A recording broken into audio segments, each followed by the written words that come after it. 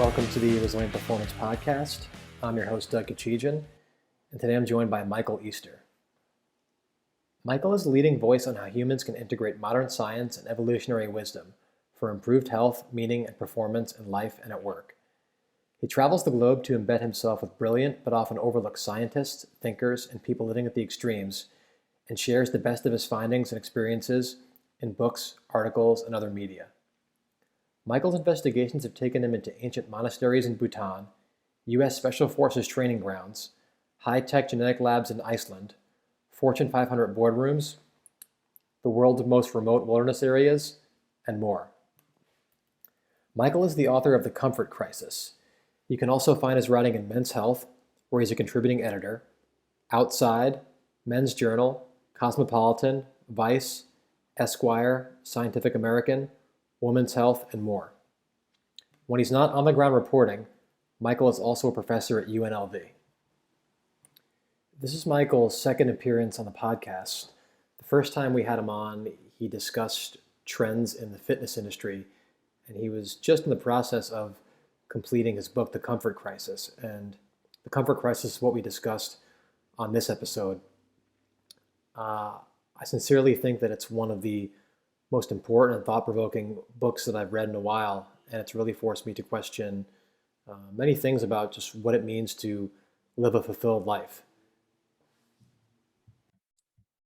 Michael, thanks for coming on. It seems like it wasn't too long ago that we were doing this. We were talking more about your career as a fitness writer and just some of the trends in fitness that you observed. And I think at that point you had maybe just recently gotten back from your trip to Alaska, which ended up becoming a book, and you've been really busy, I know, promoting that book. And so that's kind of what I want to talk about now, because as I was telling you off the air, it was really thought-provoking and very coherent how you tied a lot of complex things together. But like any piece of good writing that attempts to do something like that, I just left totally mind blown, and it really forced me to reflect on some of the things in my own life, and almost in a very philosophical way. So I guess before we get into all those really deep things, what was the impetus for you to write this book, The Comfort Crisis?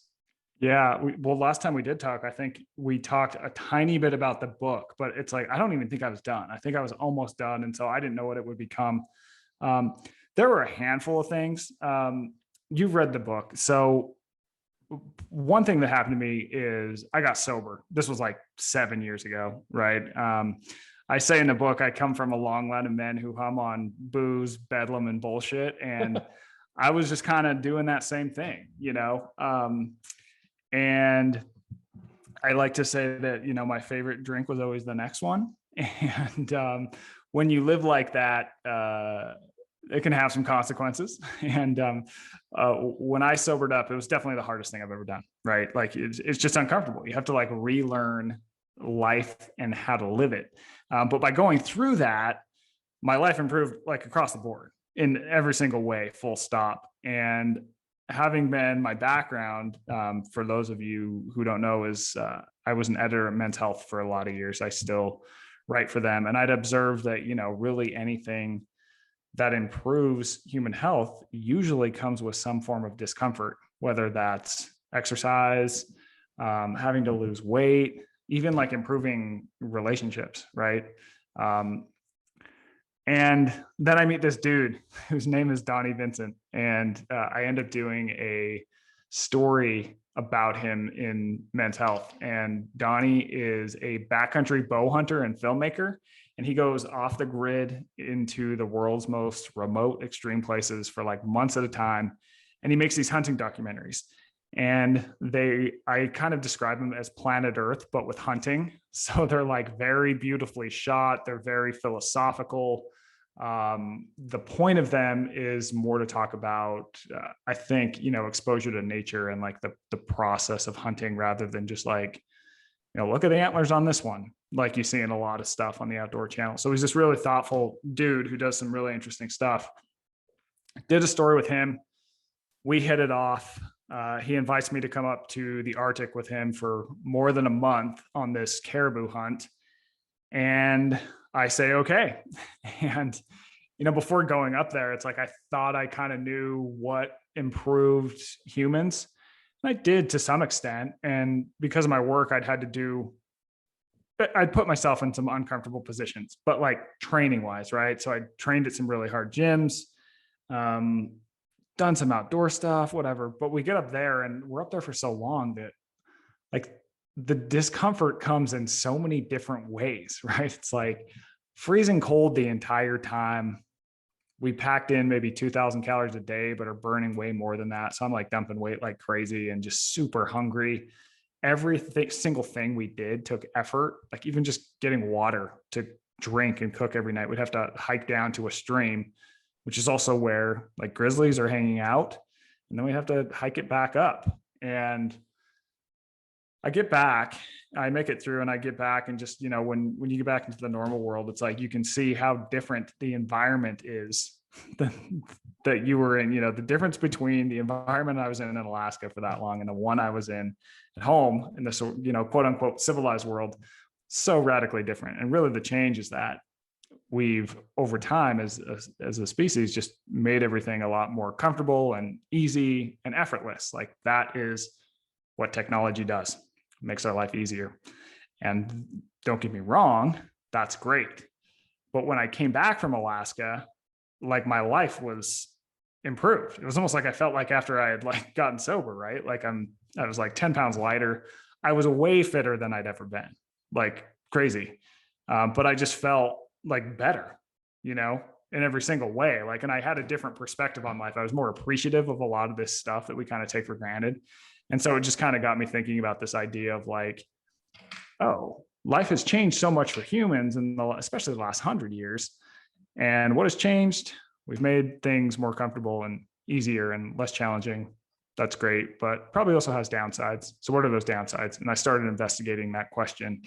And that from there kind of took me around the world to meet a lot of different far out, interesting characters who are thinking about that question in different ways, whether they know it or not. Some people like they were like, oh yeah, I guess that's kind of what I do. Including you, Doug, you helped me along the way. And and then I wrote a book about it. So that's what the book is about. And I kind of, in the book, the message of the book is not just haphazardly go get uncomfortable. 100%. Yeah. Which I think some of the messaging around, especially kind of in the, I don't know what a good term is, but kind of the bro fitness space is, it's like, we're just going to go do something hard, but it's like, well, what's the point? More, I think, thought out. And these are often the things that I point out are things that we used to face in the past. I'm not one to like romanticize like paleo or anything, but I do think there's a nugget of, of truth to a lot of those claims, just basically the idea of evolutionary mismatch and what do we need to reinsert in our lives to be healthier in this amazing modern world we have that is so great, Yeah, and I'm glad that you mentioned kind of some of the misperceptions about the book, because you beat me to it. But if all you do is read the title or the headline, you're going to think that this is like a call for like you got to grind more and be a hard ass, and that's not what it is at all. I think it's really a book about self-reflection where you kind of tell your own story a little bit, but then beyond that, reflecting on just bigger, more philosophical and even societal issues as to just how to make a good life individually and collectively, through the lens of comfort and discomfort. But it's definitely not a call for like, let's just keep running through the wall at all. And that's with anything else now in the modern world. Like people only want to read the headline, but there's so much more depth to it than what the title even suggests, even though I think it is a fitting title. And one thing that's really cool about the book is you tell the story, and then throughout the story, you hit on kind of these big picture issues and then go back to the story, and it's very seamless. I am not even going to attempt to be the storyteller that you are. So I want to go through the book more chronologically and just hit on some of the things that really resonated with me. And so the first one was the chapter on the Misogi, if I'm pronouncing it correctly. Yeah, Misogi. Mm-hmm. Yeah, Misogi. So can you talk about, what a Misogi is, who taught you about that, and just even like historically what different societies have done to kind of, create that experience. And then ultimately what became your Muskogee, which I guess it was the Alaska trip for you, but yeah, talk about Yeah. that a little bit just to start. Yeah. So I meet this guy whose name is Marcus Elliott, and he's a sports scientist. You have to know that he's a little bit far out. So he'd go to Burning Man back in the day, when it was like this thing, this underground weird thing. But he's also super smart. Got his MD at Harvard. He decided he wasn't going to be a doctor. He wanted to get into sports science because he had at one point been really highly ranked in world triathlete rankings. But then he quit for medical school. So he took a job. I think his first job was with the Patriots, and he dropped their hamstring injury rate from like 21 a season down to 3.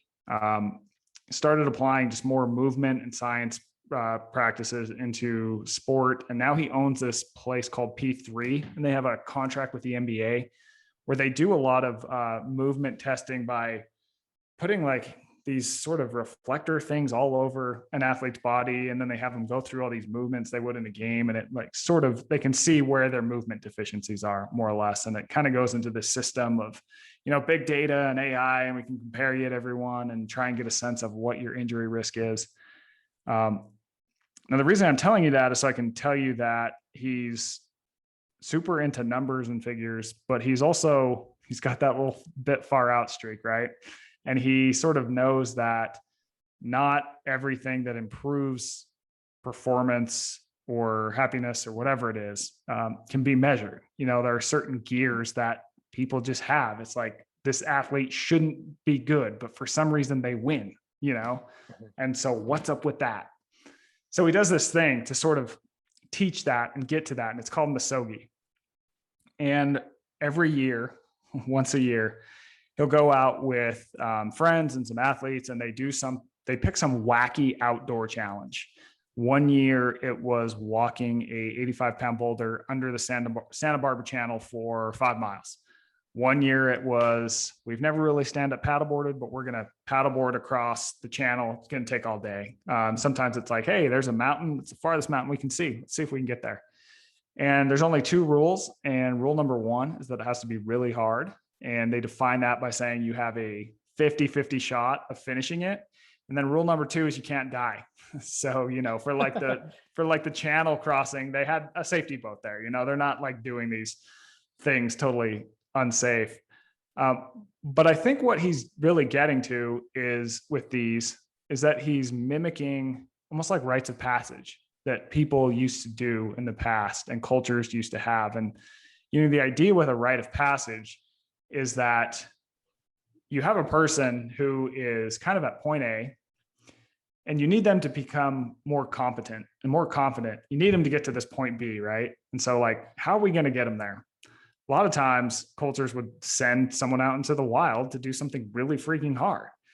And the whole idea is that like separate from the comfortable world, go into this uncomfortable trying world where you're not sure if you're going to succeed or fail. But when you come out the other side, you're improved as a person. This is like hitting these psychological measures. It's not really a physical test.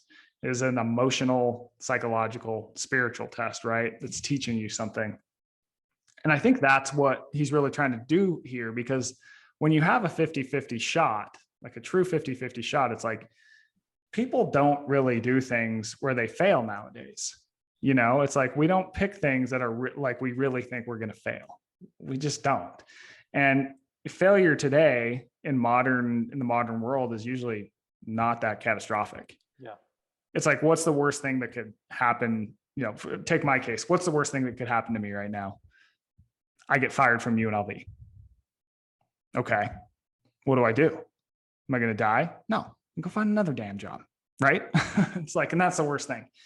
So I think that he's trying to like show people that failure and putting yourself in positions where you could fail are really not that bad in modern life. And you can take that back into modern life, and maybe hopefully it helps you when you get back into your normal life, and you can use that to benefit yourself and kind of have this gear psychologically that you didn't know was there. Like when you're kind of in that middle ground, because with a 50-50 shot, you're probably going to have a point where you're like, I can't finish this. There's no way I'm going to do it, whatever it is.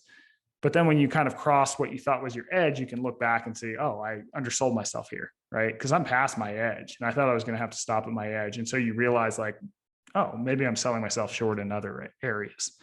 So that is Misogi is this idea of going out and doing one really hard thing a year. Yeah, I mean, how much do we collectively as a society try to shield ourselves from failure now?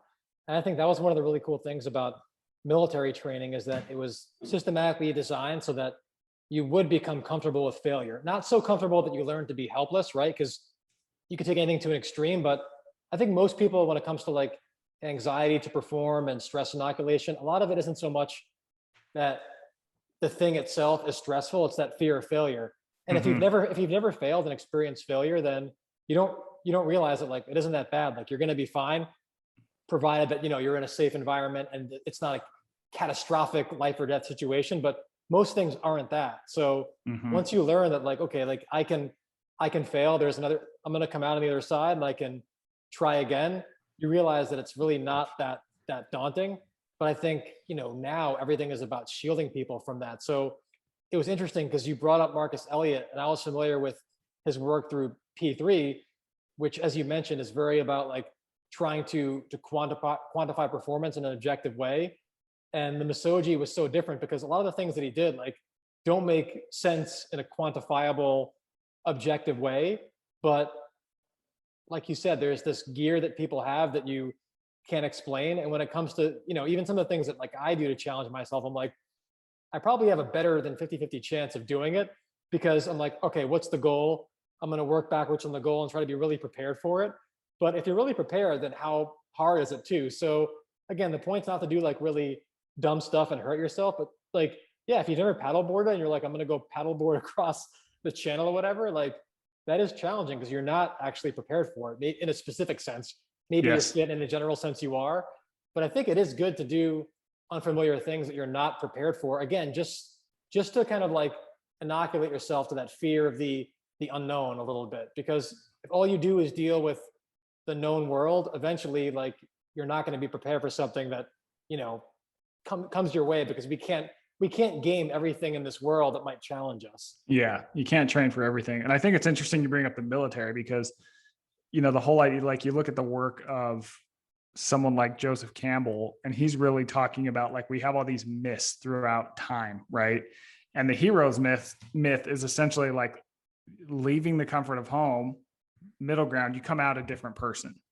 Well, that's what the military does, right? It's like you, let's say you're, trying to earn a Ranger tab or whatever. You have to go through that selection process. You go through literally hell week, right? This is a week of hell, whatever it is. And when you come out, you're another person, and we're signifying this by slapping a tab on your uniform or whatever it is. So it's like, there's really this, this transformation that happens not only internally, but also externally. Yeah. And it's either you're a different person or you're still the same person, but you actually know yourself in a much different way. I mean, that's kind of semantics, but that was the saying that like the instructors, they would say like adversity introduces somebody to themselves. And I mean, there would be training evolutions where like they'd give you an objective with a very unreasonable timeline, but the idea was that they still expected you to try your hardest, knowing that you might fail. And a lot of times, like, yeah, you didn't finish the task in a lot of amount of time, but you've got to move on to the next thing, because a lot of times like that's kind of how it goes. And again, you don't do that for every single training event, because then you learn like, well, what's the point? And that's that sweet spot between like comfort and discomfort. But I think that they do a really good job there of riding that tightrope between like, okay, like I've kind of semi-mastered something. Now you move on to the next thing where it's like, wow, you're a novice. Like you're constantly a novice. And that's, yeah. So that was really cool with the Misogi and Marcus Elliott, because I didn't expect that from him, knowing the little that I knew about him. The perception was that he was very like quantitatively driven, which he is, but he's got this very philosophical side to him. And I think that we can all learn something from that. I'm thinking up whatever my thing is going to be for this upcoming year. Yeah. So you talk about the Misogi, and then you go on and you talk about, you've got a chapter about the significance of the number 150. So what was that? Because I think just like with a lot of this stuff, it's like we know that the extremes are maladaptive. Like we don't want to live in a society where we're just loners and we have no social interaction. But I think the point you make in the book is that now everything is like so globalized, so interconnected. Everyone is so reachable that we're lonely because the relationships can be very, very superficial. And you Yeah. talk about like in a tribe, the significance of this number 150. So what is that significance, and how did you even like discover this? So yeah, 150 is, there's this number called Dunbar's number. It's basically 150. And the idea is that that is the amount of people the human brain is really capable of like remembering the details about and being quote unquote friends with. So we think that that is the case because that is about the number of people that we would evolve with in a tribe, the maximum number. And still today, this holds. You look at the average size of Amish parishes, it's 150 people. When they get to more people than that, it almost becomes too many people. We have to kind of add complexity in the sense of like laws and rules. And it just becomes too many people for everyone to remember. So he kind of states it as 150 is the number of people that you would feel comfortable were you to bump into them at a bar having a drink with them. Right? When we live in societies and have interactions with a lot more than that, life becomes a little more complex. So when you look at cities, the data on cities, when they poll people, like, do you want to live in a city? Most people don't want to live in a city. Like people overwhelmingly say they would like to live out in the country or in a really small country town. But most people live in cities, right? Because with the Industrial Revolution, it's like we all had to start moving into cities, but they seem to sort of bum us out. So you see a lot higher depression rates in cities, other mental health problems there. And so I think it's, I don't know if this answers your question, but I think it's trying to figure out, in the book, I talk about it in the context of I'm heading up to Alaska, which is this area where there isn't person around for miles. I'm like with these two other dudes for a month. And that's like, we got to rely on each other and have this thing where like at home, it's like you get emails from people all day, and you don't know a lot of them because they're random, whatever. And so I think that sort of trying to keep up with all the social narratives of so many people that we face today can stress us out. I don't know if that answers your question, but yeah, no, it does. And what was thought provoking about it is, I mean, whatever, the number 150, it could be arbitrary. People have studied it. Like that's an approximation. I think it's really, the number just drives a conversation about like how humans behave at scale, because I think right now there's a problem with tribalism and that it's very, very toxic. And I think that the nature of social media and some of the incentives where, I mean, I think that like at this point, we're almost tearing ourselves apart because of our tribalism, but I wouldn't want to live in a world with no tribalism either. I mean, and again, it's an issue at scale, right? So like the family is a tribal unit. I wouldn't want to live by myself and not have a family. But then when you get into like, things that like maybe a local city level and then a state level and then a federal level and international level, tribalism becomes more problematic at scale. And it reminded me of two quotes from Nassim Taleb's book, Skin in the Game. One of them was, it's easier to macro bullshit than micro bullshit, which means that, like if you're with your family, you're really close friends, it's hard to BS those people. But if you work in like a very large kind of faceless bureaucracy, it is easy to BS people. And that's why a lot of times, like when we have these like catastrophic failures of communication and information dissemination, a politician will say, well, like this person didn't talk to this person, as if like that's kind of the expectation, because it's just, it's such a big and complicated and interconnected world that, yeah, duh, like we have these problems and these failures at different nodes of communication, but you can BS somebody when something occurs at a massive scale. It's kind of like a big business versus a small business, like the family business where they know everyone's name. Like they have to do a good job because their business is based on like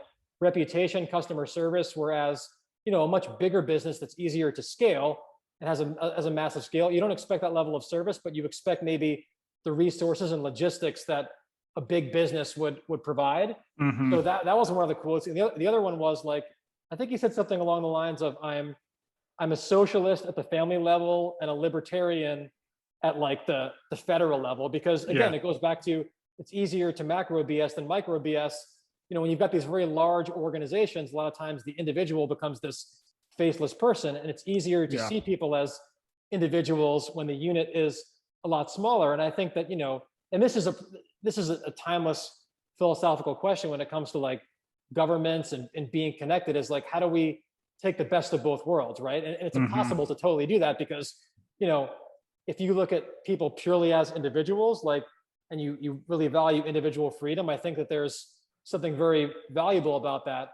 But if all you do is look at people as individuals and you don't look at how people interact and how systems behave at scale, that's also a very naive way of looking at the world. And I also think that there is something about like, being compassionate enough that you, like, for example, my tax dollars can go to somebody that I don't know that might be in need. Now, the question becomes, how much of my tax dollars do I want to go to somebody that I don't know? And do I trust this faceless bureaucrat to use that money wisely? So these are the timeless philosophical things. But your chapter about the number 150 was like, yeah, that seems like the kind of number where you've got a really like a functional unit where you can have some resources and you can maximize people's talents and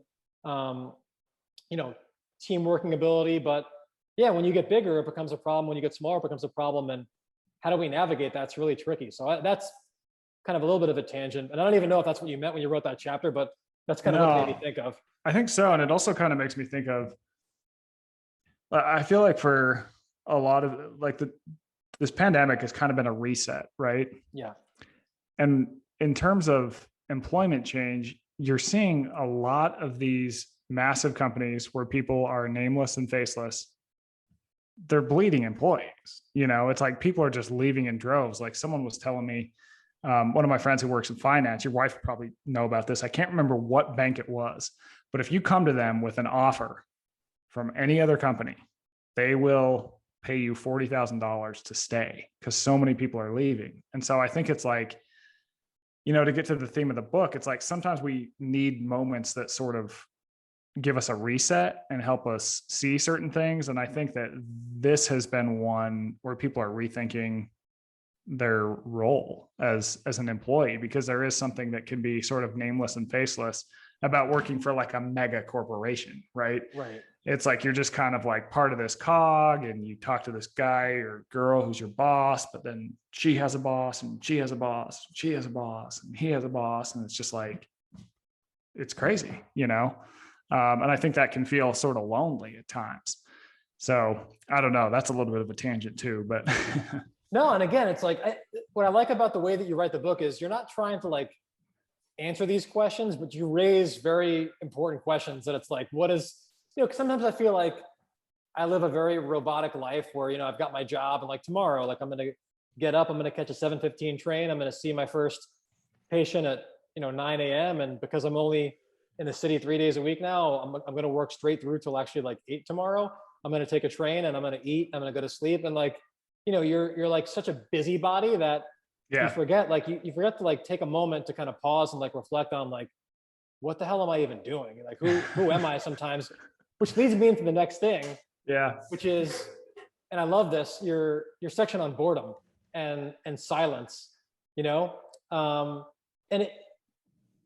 I want to say something before I kind of ask you about, what your experience has taught you about boredom. But, and I see like, you mentioned technology has done some things that I think made our lives better in a very definitive way. But even if you look at now, like there's such a drive to make us like more productive, more efficient. So we can just squeeze every second of productivity out of the day. And even like something like a self-driving car, right? The safety issue aside, because if we can say that like eventually self-driving cars will never get in accidents and nobody will die in a car accident, that could be a reason alone to make the shift towards a self-driving car. But another kind of selling point for it is that, well, now you can like always get stuff done because driving is a waste of time. Right. And when you're in your car, you can work, you can be productive. But, or like, same thing, now they have like internet on planes. If like, I'm guilty of this, like when the internet goes down on the plane, I'm like, what the hell? Now I can't do work, Yeah. But you make the point that sometimes like being bored and being exposed to silence is good and that we don't always need to be maximally productive. And I think that even like learning about how creative people do things, and you're in a creative field, like I don't think you could turn out quality writing if you wrote 10 hours a day. And No. I don't think most like authors do that. So I think most people like who are successful, like they have periods where they're like really busy and maybe sometimes even like really lazy. So where does the boredom thing come in for you? And what did that experience writing the book, being out in Alaska on that glacier? Because I think people can like romanticize what you did, like you're hunting caribou in Alaska, but I've never done that, but I've done things out in nature where a lot of times, and even in my job in the military, it's like 90% waiting around doing nothing and then 10% excitement. But you Yeah, learn a lot from those downtimes. So what did you learn from that? 100%. I'll back up quickly as like you were talking about, schedules and everything. There's this Zen koan where it goes, I'm probably going to mess it up, but it goes, there's a, there's this young guy who's trying to become a meditation master, and he's going from like meditation hut to meditation hut or palace or whatever, because he's going on pilgrimage, right? This is what you have to do if you want to be a meditation master, if you want to be the guru. And he gets to one and he stays there his allotted time, and he is leaving, and sort of the master of the place goes, "Where are you going?" And he goes, or he's like, "What are you doing?" He's like, "I'm on pilgrimage." And the guy goes, "Why?" And he's hit with this like, wait, Yeah. why? Right? Yeah. It's like we just kind of do things because Yeah. that's kind of what society tells us we need to be doing. And the master replies, "Not knowing is most intimate." So that's the koan that you sit and think on. Like, what does it mean to not know? It's sort of like I said, it's like you just kind of, yeah, you go to college, right? And then you get married, right? And then you buy a house, and then you buy a car, and then you do this and that and that. And we can kind of get caught up in that. And we don't have moments where we sort of pull back and go, well, why am I doing the things I do? And to segue into boredom, I think boredom is a good way to Yeah. to have to face some of those questions. So, when we're up in the Arctic, we're hunting caribou. There's a herd called the Western Arctic herd. There's about 250,000 animals in it. And we're up there in the fall when they are moving from their summering to wintering ground. So they're like way up north on the Beaufort Sea, and they're coming down to this other sea. This is all above the Arctic Circle. And so you're making an anticipation of where you think they are going to be. And then you're essentially waiting on a hillside, hoping that they're going to come through a place where you think they might. Well, we were wrong a lot of days. So we're just sitting there on these hills with like a single spotting scope. My cell phone doesn't work. It's not like I brought a book or a magazine. So you have a lot of time to just do absolutely nothing. It's like, what did I do? It's like you can only look at nature for so long. I mean, I got so bored that I write about this in the book. I'm like reading the labels on my Cliff bars. I'm like, oh, it was invented by a guy named Cliff and blah, blah, blah. And, you're reading your tags and your clothes and your jacket. But then I would like pull out my notebook. I'm like, you know what? I could probably write some of this book right now. Start writing the book. Then that gets boring. Come up with a Christmas list. Like when that gets boring, you do something else. And I think, the point that I'm getting to is that boredom is neither good nor bad. It's this thing. It's this like evolutionary discomfort that essentially tells us whatever you're doing right now, the return on your time has worn thin. So go do something else. Do something else that's more productive. Now, in the past, before we had this like influx of media, that thing that we do often was maybe a little more productive. We'd have more time for mind wandering, and mind wandering, sometimes it leads to just absolute madness and you're just thinking of weird stuff, but sometimes you come up with some pretty good ideas and start to ask some like questions and introspect about yourself. And that I definitely experienced that, like, especially once I had a handful of days out there, like the time definitely slowed down because, you look at the data and people are, in the book, I write 11 hours and 6 minutes a day people spend engaging with digital media. It's actually up. It's now up to 11 hours and 45 minutes a day. And that's from cell phones, but it's also from your TV, from your computer, whatever. We have all these really easy, effortless ways to just escape from boredom and having to have these moments where like you got to figure out something else out, right? It's like apps are programmed to capture our attention. There's people who sit around in labs at Stanford and MIT and figure out how can I get this person to, spend more time on Instagram or Facebook or whatever it is. And these people are really good at what they do. That is their job. They work on it 40 hours a week. Like, it's no surprise that people spend 4 hours a day on their phone, And I do think that we need times where we are removed from all that stimulation and have time just to sort of be in our head and think. This is counterintuitive, I think, to a lot of people in the meditation community, because sometimes it gets poorly positioned as like, you're not supposed to think. Really, you're supposed to be aware of your thinking. But I think sometimes just letting your mind just wind up and go inward can take you to some really interesting places. And I mean, you see boredom, like a lot of creators talk about how boredom is necessary. To your point, it's like you need these, it's almost, think about it like exercise. It's like you need these moments where you're really working and working hard, but then you need rest breaks too. And I think our world of constant outward attention on our phones, on our TVs, et cetera, is just putting our brain in like just overwork mode and really killing a lot of creativity. Well, and didn't you reference like a study in the book where I think there's a perception that like when you're bored and you go on your phone and you're just trying to kill time, that like there's no cost to that. But didn't you say that you make the exercise analogy, in like some like running circles or like team sports, there's a school of thought that like you should either train like really easy or really hard. And that like middle stuff is what is kind of the worst, because you don't get enough of like an output and a stimulus to really get an adaptation, but it's not easy enough to recover. And that kind of reminded me of the research you cited where like, we stare at our phones all day when we're bored. It's like something is happening in your brain and you're like, it is kind of, it's stressful in a way that you can't perceive. And it is like kind of lowering your readiness to do meaningful work. And this has actually been studied, right? Yeah. So what happens is your brain goes into the default mode network anytime you're focusing inward. And we have less of that time. It's more like a restful period where your brain can just kind of like chill and take a breath. Anytime you're focusing outward, your brain is doing a lot of sort of active work. To your point, with cell phones, though, I think it's arguably less intellectual, less creative, less taxing. It's just kind of this, one of the guys I talked to who did a lot of this research said, the way we deal with boredom now is just like junk food for the mind.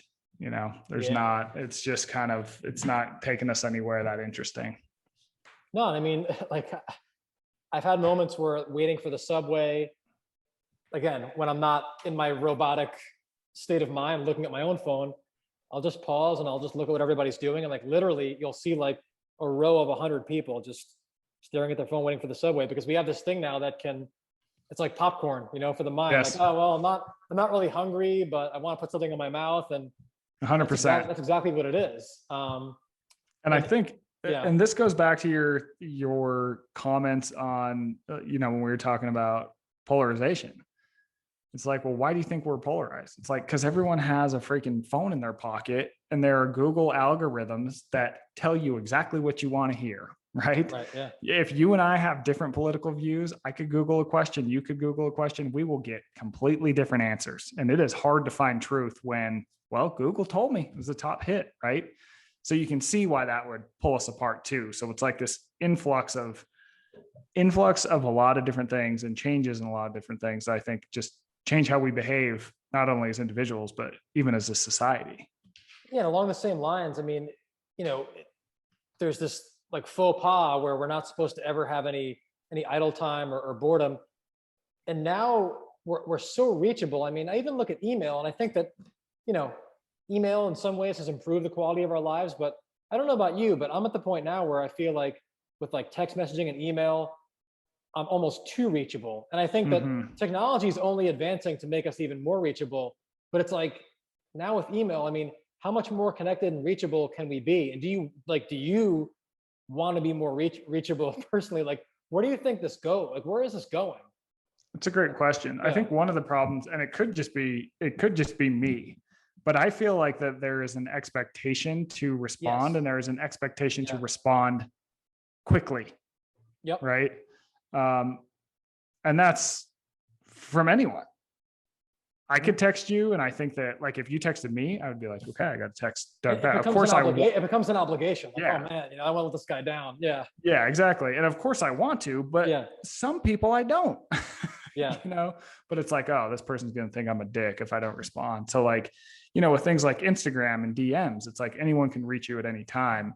And, you can see that I've read it, and it's kind of like, oh, well, what the hell's up with that? So I think that maybe, I don't know what'll happen in the future. There might need to be a reframing. I think you are starting to see kind of a pushback where there's some people saying, look, I answer emails from 6 to 7 every night. I'll get to it then. On my own website for people who are kind of interested in the book, I say, it might take me a while. Like, might take me 2 weeks, might take me a month. Yeah, I think I've heard some European companies like actually don't allow their employees to check their work emails on vacation, which I think is awesome. And normally I'm not like a fan of top-down paternalism like that, because it's like, well, you can choose to look at it or not look at it as an individual. But I feel like with some of the way that like the work culture here, unless it's like explicitly forbidden, people are going to feel obligated to do it. Yeah. And what's the point of going on vacation if you're expected to be perpetually reachable with your email? Yeah. Constant sense of impending doom. Yeah. So right? we can't be bored. You can't have any privacy because you're always expected to be checking your phone and responsive. Like, I don't know, again, we're squeezing a lot of juice out of that orange. Like, I don't know how much more juice there is to squeeze, but I know that there's a lot of people trying to find whatever ounces we can keep getting out. And like, at some point you just can't do anymore. Yeah.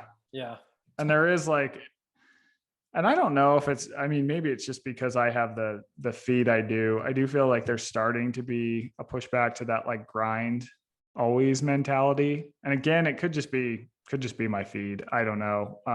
But I do think, it's still there, of course. But that shit doesn't work.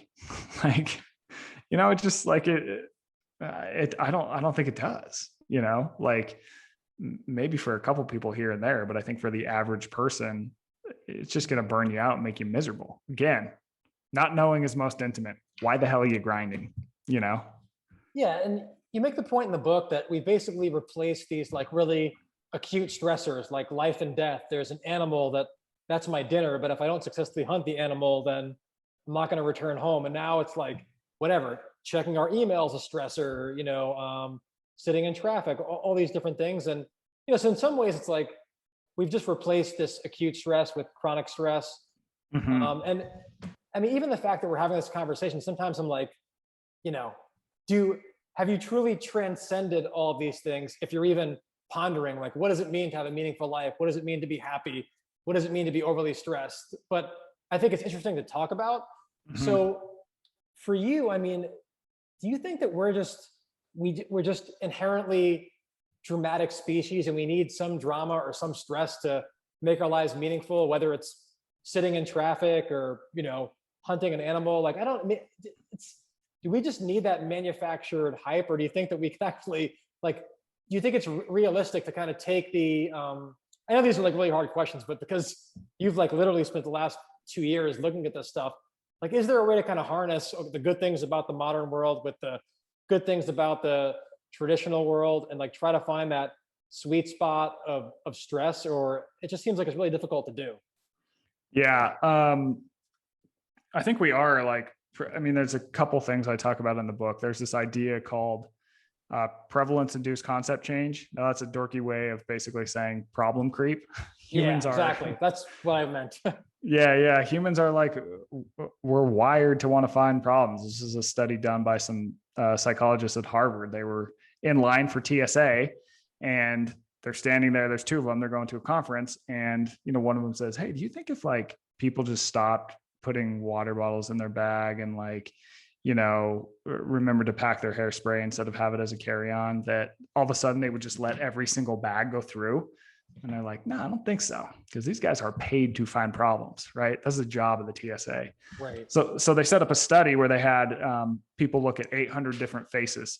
And the job of people was to determine whether a face looked threatening or non-threatening.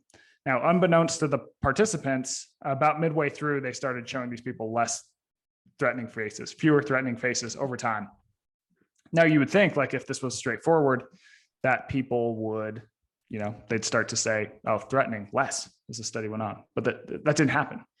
They said the same number of faces. So what happens is the idea is that humans are good at finding problems. We just redefine what a problem is. We're constantly kind of searching for problems. But, I make the argument in the book that as the world has gotten safer, better in most ways, you're less likely to go hungry. You're more likely to live to old age. If you have a child, that child is less likely to die before age 5, et cetera, et cetera, et cetera.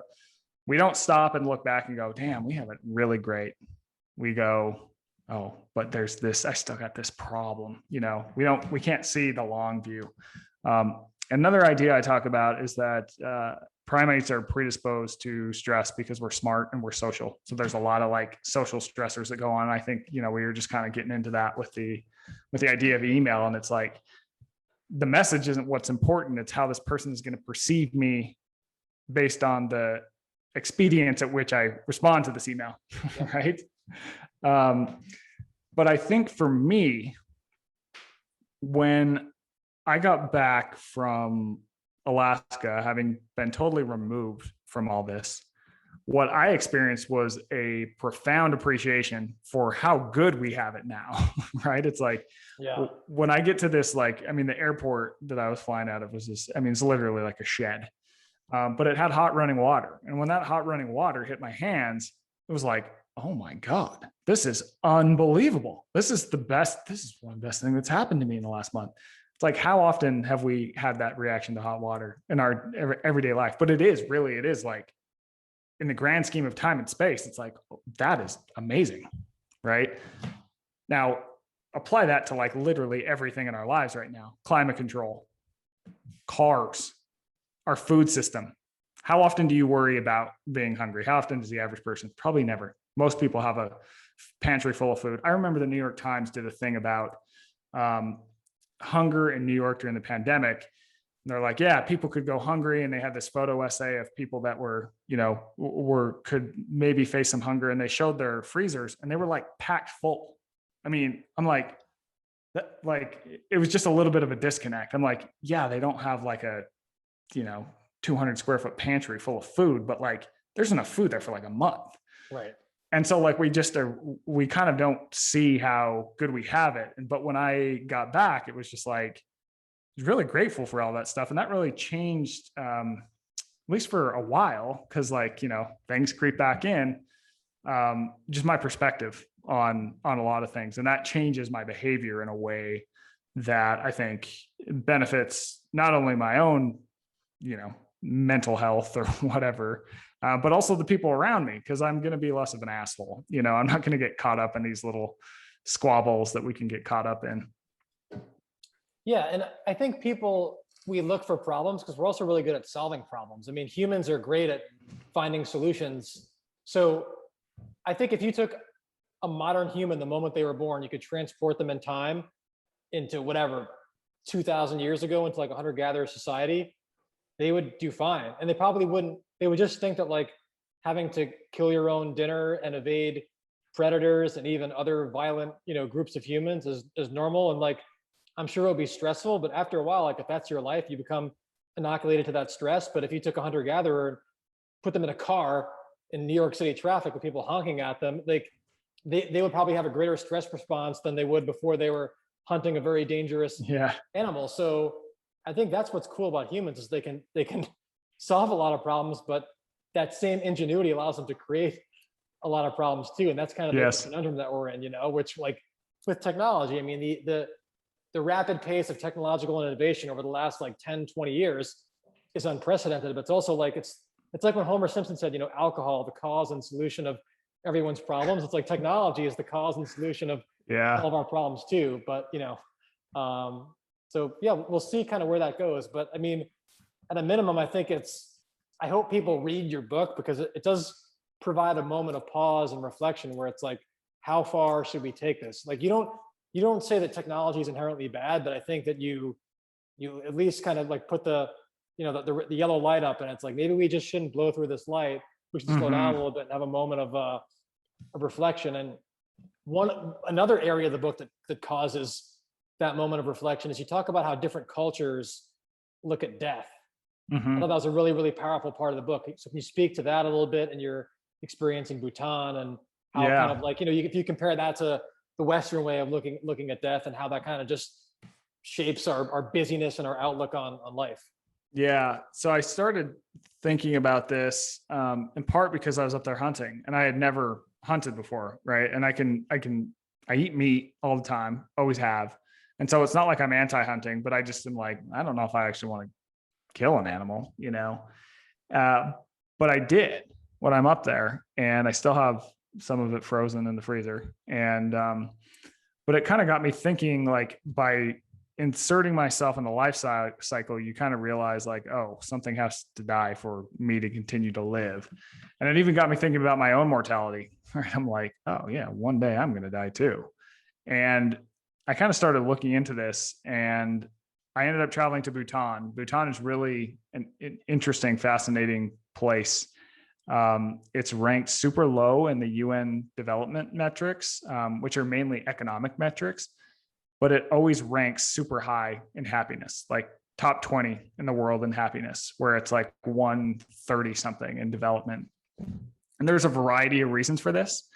But one of them is that the country has a really interesting relationship with death. It's totally different than ours. Like in the US, we're totally removed from the life cycle.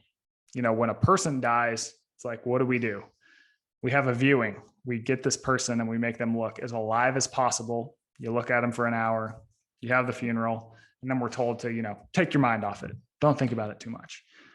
Even our food system is very, meat is presented to us in grocery stores in such a way that I think makes it so we're not reminded that it came from a living creature, right? They've even done studies on this, like why does the industry use the language it uses, and why is the packaging the way it is, why are the cuts cut the way they are, and that's the reason.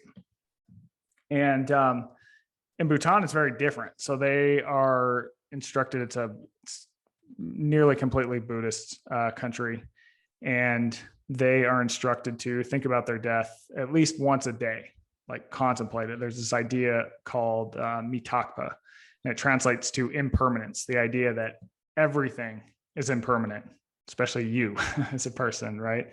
And death is sort of woven into a lot of their cultural traditions, like arts, dances. There's these things all over the country called sasas, and they're these little clay pyramids that are mixed with ashes of the dead as a reminder that like you're going to die one day. And when I say they're everywhere, I mean they are everywhere. Like you can't go down a road without seeing like 50 of them at the side of the road. And they think this kind of contributes to why the country ranks so highly in happiness. So I talked to a guy who is from Bhutan, but he studied economics at Oxford, and he now runs this essentially it's like the Department of Happiness of Bhutan. He talked a lot of the reasons why they're happy, and he says, we think our measurements, we can kind of get a sense of like religiosity. This is one, we're pretty religious, and so this probably factors into it. And then I talked to two leaders in the Buddhist faith, and I've told this story on a few podcasts, but to get to one, we're in this smart car, right, with my driver, because by law you have to have a driver in Bhutan if you want to get anywhere. And to get up to see this guy, we have to go to this monastery that's like at the very top of this mountain. It's like cliffy. It's a long drive, super rutted out road. And this driver is like, oh, no problem. And he just like Baja 500s this thing up this like mountain road and pulls over. And then I have to walk to this guy's, cliffside shack that's kind of in the shadow of this monastery. And I talked to him for a while, and he talked about, in the West, we tend to view life as a checklist. Like we think the checklist is going to make us happy. And the checklist is like graduate high school, then I'll go to college, then I'll get a job, then I'll buy a nice car, then I'll get married, then I'll buy a house. And then we have all this stuff, and we kind of go one thing after the other. Like once I do the next thing, I'll be happy. Right. But in Bhutan, they are just okay with being. They are like, I'm going to die one day. They take this into their life, and they sort of let that color how they behave every day. When you realize you're going to die, all of a sudden the stuff on this checklist, you're like, is that really going to make me happy when I'm dead? Like, is a Rolex going to be what really does it for me? Like, when I'm on my deathbed, what am I going to look back and be like, that was what was meaningful to me? So I think this practice of being aware of death, I think it can positively impact people's behaviors. I talk about in the book is about discomfort, and it's like the most uncomfortable thing you can think about. But when you get to the other side of that, you've asked yourself some hard questions that might actually improve your life. And they've done research on this in the West, and they do find that people report being happier after thinking about their death. And even people on their deathbed, they'll make decisions that their families will say, yeah, like I think he or she, had a lot better end of life by having thought about, like, what do I really want to do? Like, we just don't face death in the US, Yeah, and you make the point that at least like in the US here, we kind of like just kick the idea of death down the road, and we're constantly trying to delay the conversation, delay the actual process. And even if you look at like the amount of resources spent on end of life care, where we're not like reversing a disease process, we're just literally keeping somebody alive longer. And I think that the intent is good. Like, we think that we're being compassionate and humane, but maybe we're not. Like, we think that there's nothing worse than death. Right. But other cultures would suggest that like death might not be the worst thing. Right. And it's that idea that, like, by looking at death, you can make your life more meaningful. And we never really do that here. It's just like a taboo conversation completely. Yes, totally. And like my father, the last like probably it's a little over 5 years, like, had progressively worsening dementia to the point that it was very debilitating, and was suffering at the end, couldn't take care of himself. And I was actually, fortunately, I was there the night that he died in hospice, and like literally just, luckily, like his pain was controlled at that point. He wasn't suffering, but he had a DNR order. So like he was septic. In his will, he didn't want to have antibiotics if he was in that situation, but like literally watched his breathing rate just get slower and slower to like, I predicted, I'm like, this is going to be his last breath. But that was a really profound and transformative experience. And like, I wish that other people would get to have that experience with a loved one, because it does force you to look at things in a different way. And like I said, death itself for him, I was sad to see him go, but I was relieved for him. It was like, it was his time. Now, some people go too quickly, and granted, like my son had just been born. I wish that, maybe he could have been alive a little bit longer, or maybe his dementia wouldn't have been so bad when my son was born. So we could have appreciated the significance of having a grandson. But like, yeah, I didn't get to have those things, but it made me appreciate the moments that I did have with him. But I had to discover that myself. Like, there was never something where culturally we talked about death as if it was something we could learn from. And fortunately, I did learn from it. But I think that, we can take something from these other cultures where, maybe they don't have this checklist mentality, where it's like they have this notion of what it means to be successful, which usually involves acquiring more things, whether it's more education, more possessions. And I even look at right now, like my wife and we pay for childcare for our son, and we're like, quote unquote, successful enough to do that. But I do have these moments where I'm like, is this good? Like, does this mean that I've made it, that like I can afford to partially outsource my parenting? Like, is this what I want? And I don't know what the alternative is, because I'm not going to like not have a career. Yeah. And then if you have a career, you want to be good at what you do, and that requires some amount of sacrifice. But yeah, it really forces you to figure out like what's enough. And I think that, the experience you had in Bhutan was that, like, once you're in that checklist mentality, you're always wanting to check more things off the list. And where does that stop? And I think that death is a great way, or at least pondering death is a great way to like perhaps realize that, the checklist needs to end somewhere. And where does it end? Yeah, exactly. And I had something I was going to say, but I was going to lose it. Yeah, I think too that a lot of people our brains, again, we're not good at thinking in time in large time scales. Yeah. You know, like there was this one time I was driving to work and I was listening to this podcast and the host started talking about the cosmic calendar. Are you familiar with this concept? No. Okay. I think I mentioned it in the book, but like I don't explain it really long. Basically what it does is it takes the universe's 3.8 billion years and it puts it on a 1 year time scale. So June 1st, the Big Bang happens. The universe starts forming. I think by the time we get to September, the Earth forms. So all this time, the Earth forms in September. Life forms on Earth, I think, in November, based on this time scale. The dinosaurs come and die off by December 25th. So think of how much like time this is. All of human history that we have recorded and then put it on an entire year fits in 1 second. It is December 31st, 11:59, 59 seconds. Like, now tell me how important you are. Right? Yeah. And that's where everything comes back. Like I learned most of my philosophy from like 80s and early 90s movies. Bill and Ted's Excellent Adventure. All we are is dust in the wind, dude. That's like, so that's how we can summarize the last, whatever hour. Yeah. But, I like the idea you talk about how pondering death and having a healthy respect for death and acknowledging it is related to happiness. And, sometimes I think that concept of studying happiness can be problematic because who is the arbiter of happiness? And then even to rank countries in order of their happiness, like to me kind of defeats what is it that we're trying to accomplish by being happy. And, I don't know if the goal, if like the world owes us happiness per se, like as if that's why we're here is to be happy. I think like personally, I think I know what doesn't make me happy and I know what I don't like. It's sometimes harder to know what I do like and what does make me happy. But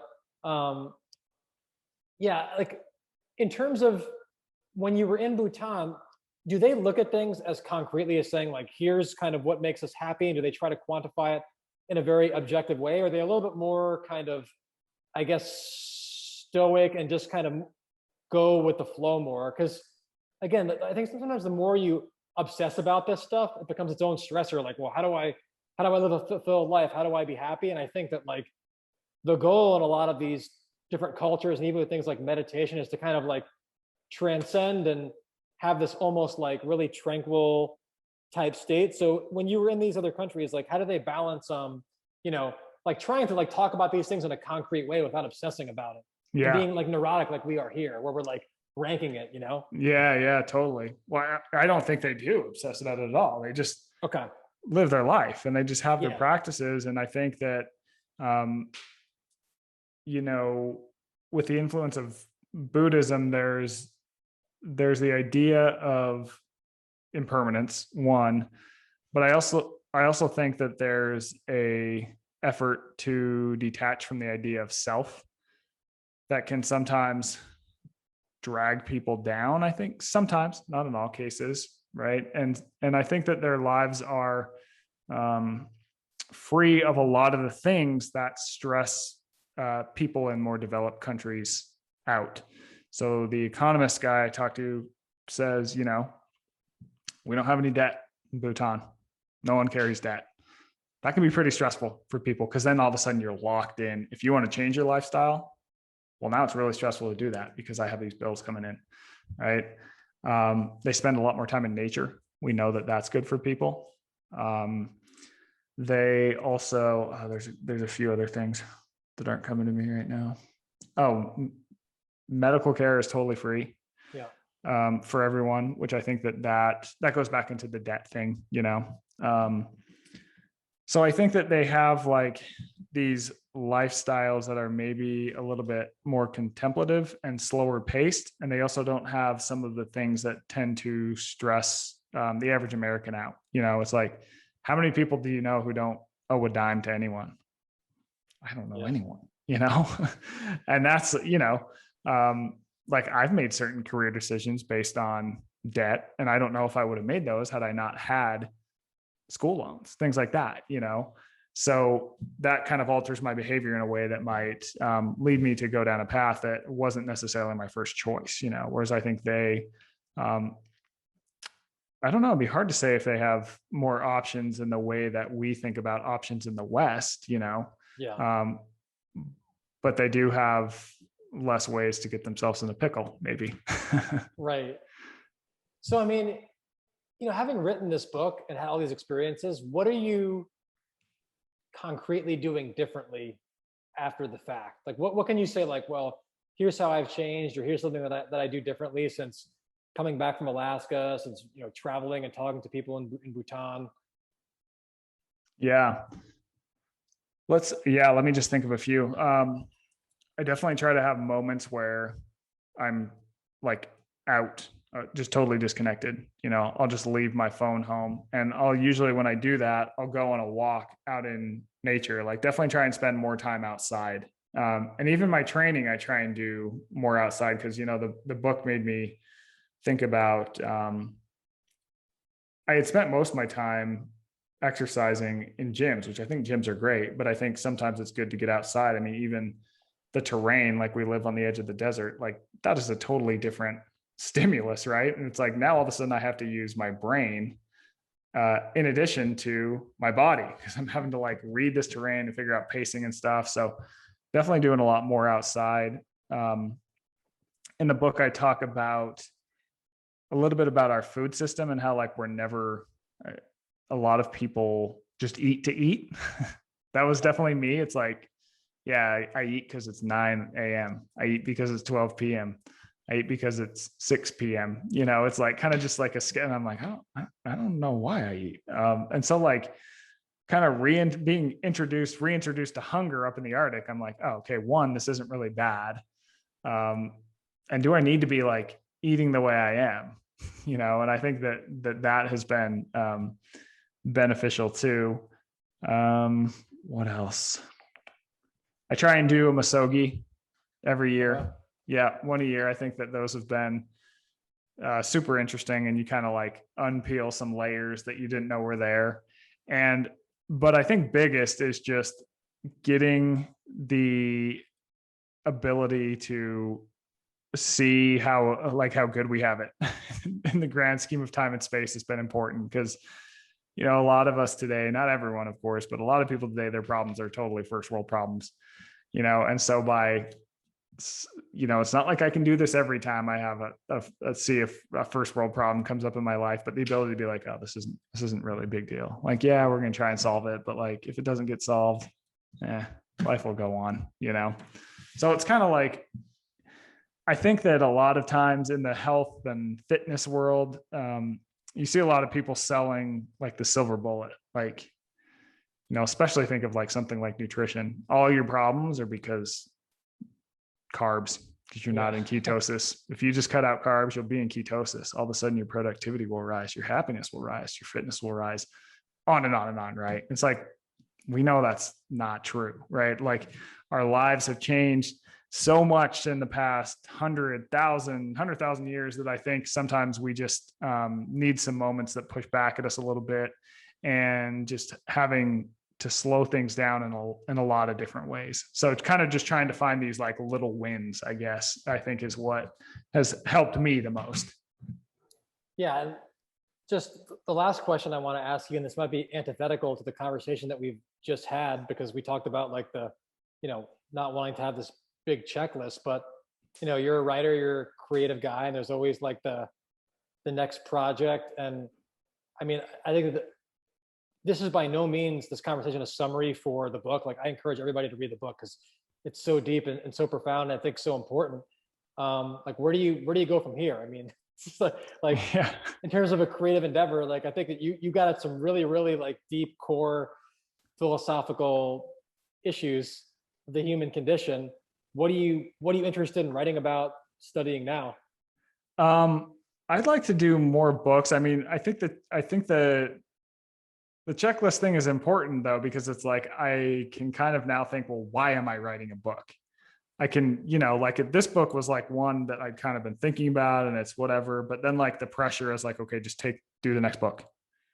But I can kind of think, okay, why am I doing this? And make sure that I pick off one that I'm truly interested in and think could be worthwhile. So I'm kind of looking at one that gets a little bit into the themes that this one does, but sort of looks at, humans and most creatures evolved in environments of scarcity. Well, now humans in particular in ones of abundance of like a lot of different things, everything from food to information to the ability to influence other people, to do all kinds of things. And so how has that changed us? And I think for me, a lot of like the real reward of my work is that I get to travel to interesting places and meet cool people and, talk to people that are really smart with what they do, And so that's kind of like the process is kind of the reward. And if people like reading the book, great, Yeah, and one of my favorite quotes from the book, and I'm reading it here, is the process is the reward, but the successful outcome makes the process that much more rewarding.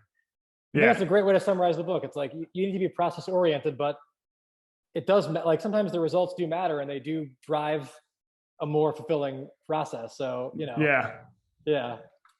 For sure. Okay. Well, now I have to hurry and ask you a question before we go. So you designed all my training. What were you thinking going into that? Like, what did you want me to be able to do? Because I can tell you one of the things that I was most worried about was my ankles, and those held up. Those were like redwood trees out there. Yeah. And, like, I don't necessarily want to take credit for your ankles holding up because you know what? Luckily your ankles were fine on that trip, but conceivably, like if you had not gone on that trip, you could have like hurt your ankles screwing around in the gym, playing pickup basketball. I think that sometimes like when you're in a situation where you can't get hurt, you're less likely to get hurt. Like if you had sprained an ankle out there, I mean, I think you had a means of communication, but you don't have to like call in a helicopter and have the entire expedition compromised because of your ankle. So yeah, I think that is a part of it. Like knowing that when you're in that kind of terrain where you were, your steps have to be very, very purposeful. And I'm sure they were, especially when you had all that, you're carrying a pack. When you were packing out the animal, I mean, would you have like 100 pounds of extra weight? Like you're gonna be very careful about how you step. So I think that played a role, but then, as far as like your training went, you identified your ankle as a potential point of failure and a weakness. So I think we tackled it pretty aggressively in your training. Like we were having you do, a lot of like jumping variations, single leg, a lot of like just ankle centric type things. A lot of the lower body strength work that we had you do was on one leg where you're like a little bit less stable and your ankle has to work harder. So yeah, I mean, it's really about just like making sure that you can only simulate the environment that you were in so much. So just like when I help people prepare for like military special operations selection programs, like you're not going to do a mock selection before you go. It's kind of impossible to duplicate that kind of stress. And also you have a life. Like you can't, you can only go to Alaska and spend however many months away from your regular life. You can't just go and constantly do that to prepare for that thing. Yeah. So it's always a sweet spot between like, I think you have to do enough work and build up your work capacity so that that like you're going to be prepared for a long day. But I don't know if you need to do like your worst day to prepare for it, especially when you're getting into like extreme endurance sports, right? Like, yeah, I don't think ultra marathoners tend to do like, if they're doing like 100-mile race, like I don't think they do 100-mile races to run 100 miles. Yeah. Whereas like at a shorter distance, you can do that, right? Like an 800-meter runner, like they're going to do intervals that are shorter and faster than what they do at race pace. They're going to do intervals that are longer, but they're still going to be done with their workout like an hour. Like, I mean, with these like really extreme endurance events, an hour is nothing. And most people like don't even spare an hour a day to do any kind of exercise. So people who like live in the real world, like you, I try to, for like a really serious endurance endeavor, might try to keep most of the training, doing a mix of some strength training, but then obviously the focus is on more endurance oriented work. But I think that strength training just does help from like a resiliency standpoint and a resistance to injury standpoint. Not that it matters like what you can squat or deadlift, but also knowing like, okay, if you know that you can deadlift double your body weight, when you've got like half of your body weight on your back, like your body's used to that kind of external loading a little bit. And I think that like if you do have good relative strength, it can minimize the amount of time that you have to spend doing like the very specific skill. Like, 'cause I don't think that like it would be a great idea to just like to do a 100-pound ruck every day for however many miles. Like I think that would Right, be totally. and even on your expedition, you weren't doing that every day. No. So people like you, I want to train all the relevant qualities, like which is mainly like relative strength, so getting you stronger without gaining a lot of weight, because even muscle is expensive when you're in the field. Yeah. And then just doing a lot of like endurance focused work, but even some interval work where it's a little bit more intense, faster paced than what you would do in the field, but it allows you to get a similar adaptation without having to spend 4 hours doing it. So, unless someone is like a professional endurance athlete, they might have to steal a little bit of intensity at the expense of volume. And it might not be ideal, but like it's good enough, right? It's good enough for you to keep up.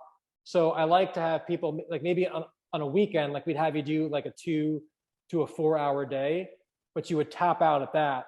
And then during the week, you're kind of keeping your training to like about an hour, 90 minutes at a time, which is more reasonable. Yeah. Whereas like a professional endurance athlete, like they might do 4 hours a day and then have like an 8 hour day on a weekend. Like you just can't do that. So I think that you can get to, kind of like almost an 80% solution by doing, a lot of work, but quite a bit less.